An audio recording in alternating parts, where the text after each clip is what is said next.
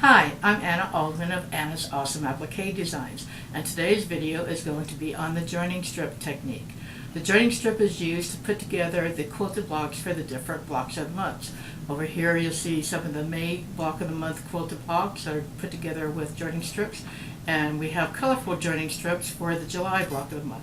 I'm going to show you how to put these joining strips together using the October pumpkin that's a quilted pumpkin.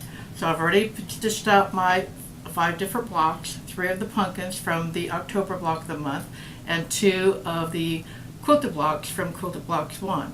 And I've gone ahead and trimmed them to 8 by 8. And the next step is then to attach the joining strips. And I'm going to show you how to do that in step-by-step detail. First of all, we're going to cut joining strips. The back joining strip is going to be 1 3/8 and the front joining strip is 1 inch. And for this little project, I'm going to need 4 of each. I'm going to show you how I'm going to pin that. I'm going to move this out of the way.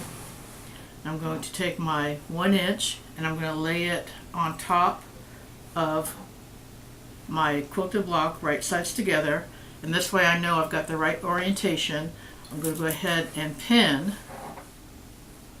And I'm going to make sure that they're lined up. And I like to pin just, I'll show you here in a minute, at the bottom edge of the joining strip so that I can leave those pins in while I'm sewing that 1/4 inch seam.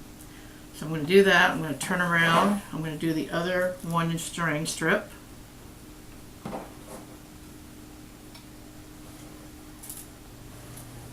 And then I'm going to take the 1 3/8, which is going to be on the back. I'm going to turn my block over, and again these are right sides facing, so I'm going to take my 1 3/8, put one over there, go ahead and pin that.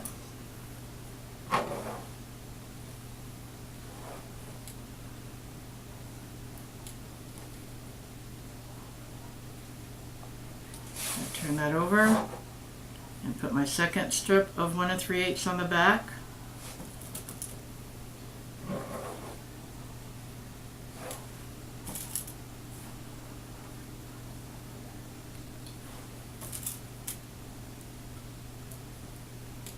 And at this point, I've got 1 block ready to go stitch out. I'm going to go ahead and do the same to the second one and do that 1/4 inch seam allowance.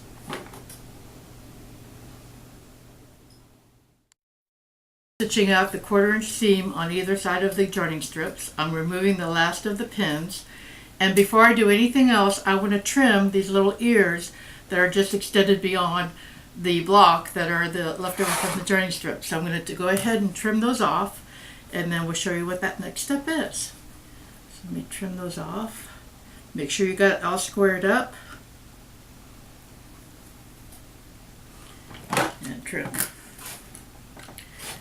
I want to trim these before I go press the joining strips, which is our next step.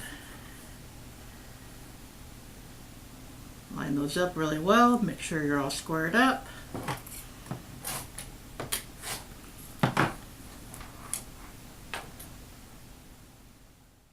So now what we're going to do is I've trimmed off the ears, and I'm going to use some Mary Ellen Best Press to spray on the tips of those joining strips. The reason I do that, especially for fabric that's not batik, is that we want crisp folds and everything on here, and to press them it's going to make that even better. So once I've got them pressed, I'm going to take my iron and I'm going to, this is only on the 1 inch strip, we're going to fold the 1 inch strip over and press it. Now I have to always remind myself that pressing means you hold it in place, you don't iron back and forth. So press it and hold, and I have to like count to 10 in my head to remember that I have to do that. I'll go ahead and turn around and do the opposite side. Now I'll do this on both quilted blocks which have the joining strips attached. Again, I'm leaving the back ones, the 1 3/8 flat, and I'm just pressing over the 1 inch.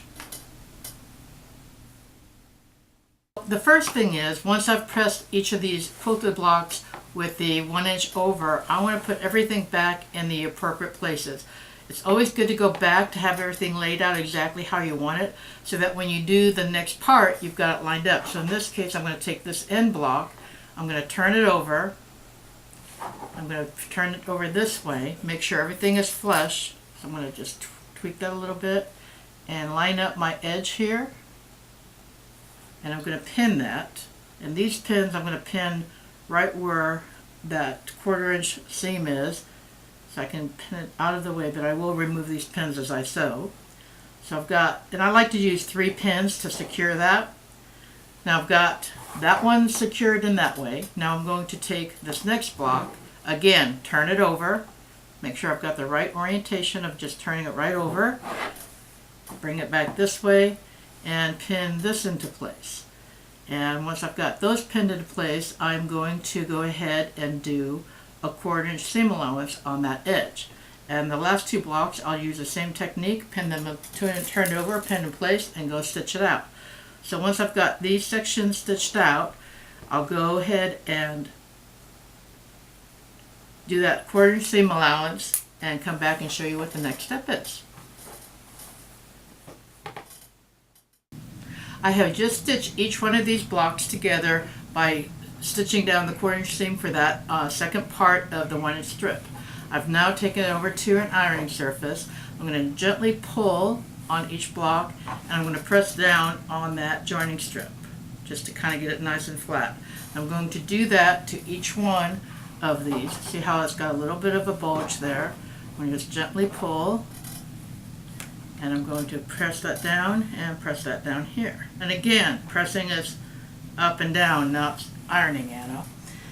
And one more. Pull that a little tight. Press and press. And then one more. Press and press. Then I'm going to turn the unit over, and I'm going to spray each one of these with Mary Ellen Best Press, because again, this is a 100% cotton, it's not a batik, and I want to get very crisp folds to that, and we'll show you how that's going to fold over and finish up the joining strip technique. I'm now ready to press the back side. Again, just like the front side, I'm just going to press these seams down to make sure they're flush. Since we did a 1/4 inch seam allowance on either side, these should be butted up perfectly. I'm going to do that to all 4 seams. Make sure they're nice and flat. I have already sprayed them with Mary Ellen Best Press, so I know it's going to stay secure in place where I want it.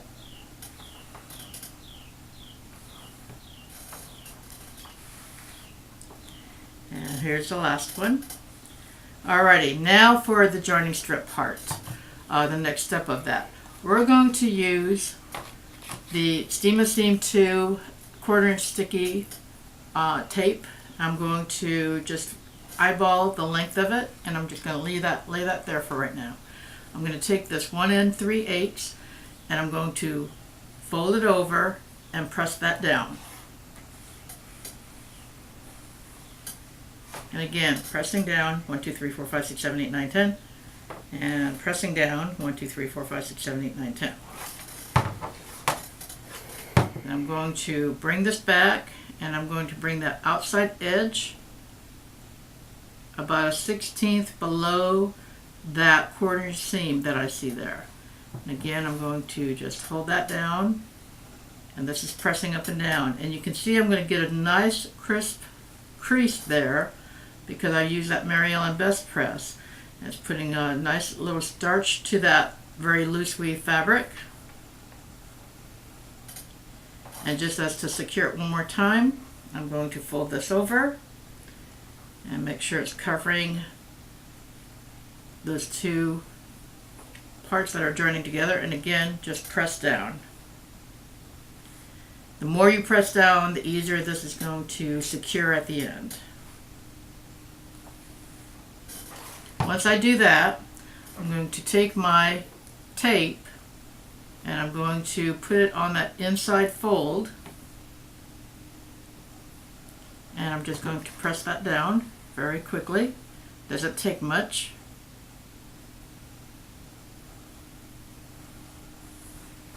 I'm going to peel the paper off with a nice heavy-duty pin.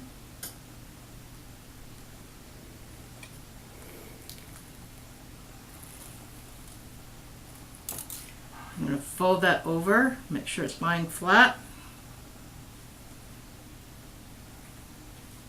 And then I'm going to press that down. Now this is securing that back 1 3/8 joining strip to the back of the block. This is not intended to be a permanent securing mechanism. You have 3 choices. You can stitch in the ditch, you can do a decorative stitch on either side, or you can hand sew that down to secure it. But that is not a permanent closure of that. You do need to secure that further. I have just completed securing all the quilted blocks together, and I did stitch in the ditch to secure that last little 1 3/8 flap, and now I'm ready to do the binding. Now what I would suggest on the binding is to go ahead and cut a 3-inch wide binding and fold it in half like you normally do. The reason I'm suggesting a 3-inch wide binding is then you're going to stitch a 1/2 inch seam. If you notice that the joining strip is a 1/2 inch wide, and if you make that binding wider, it just blends in nicer and then makes a nicer finish. So I wanted to complete the joining strip technique with the binding information, and now we're going to talk about some of the other quilted blocks and how I finished those off. A little bit more about some of the quilted blocks from the different block of the months, and I've used the joining strip for all of these. So first of all, I want to share with you the April block of the month bonus blocks, and this is the Stargazer. It's done in pink for the wall hanging, but I made it a tiger lily, and then I went ahead and made the butterfly the same coloring, and then I took the background quilted blocks, and from Quilted Blocks 1 went ahead and did filler blocks for that. And you can see I've got the joining strips the same color as the background color, and I made nice little binding around there. For the Sunny Sunflower, this is that Andy Warhol look, and again, it just gave a different look at feel for the flowers and just sets it off really nice. And for July, here's a sample where I've used the joining strip in a different color just to outline that center block. This next quilted block is from December. And these, if you remember, December is the partridge in the pear tree, and these are the pear blossoms. And I stitched out 4 in exactly the same configuration. I did change where the light and dark fabrics were, but this is going to be one side of a tote bag, and I can easily change how they look by just rotating each one slightly different. And look at that, they look very cute and pretty, different, and they line up because the quilting background all lines up perfectly. So that's one design on one side of the tote bag, but then there's more. The other quilted block for the December block of the month is the pears, and then I went ahead and did a mirror image of the pears, and then I went and got the quilted block from Quilted Blocks 2. And here's the other side of the tote bag when I have it done. So isn't that pretty? I have that mirror images of the pears. Here are the Bartletts, and here are the red pears. And I've got Quilted Blocks to finish them off.